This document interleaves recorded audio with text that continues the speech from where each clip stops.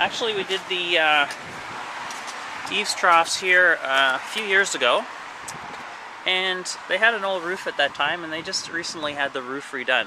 So they're getting some water that's dripping out between, once again, between the eaves trough and the fascia.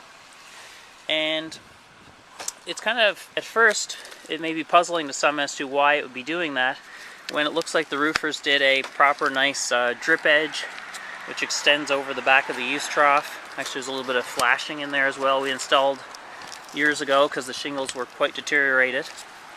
And they stuck a ice and water shield down to the drip edge under there. I'm not sure you can see that much. But when you look back in there, you can see there's water. It's damp. And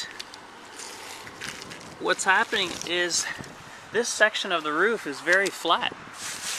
So you see the actual pitch of the roof is consistent all the way down, and then when you get down to this bottom, it flattens right out. What there is a depression, a dip in the actual roof deck there, which can be the result of fascias being too high, wood fascia being too high in relation to the roof line.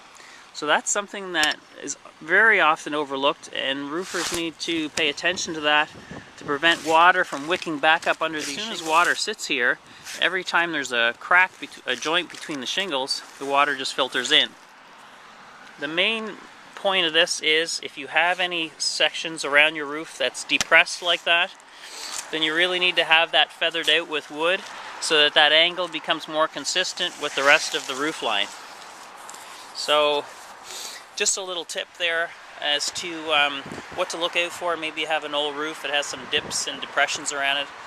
Maybe the roofers will notice it, maybe they won't, so you want to pay attention to that.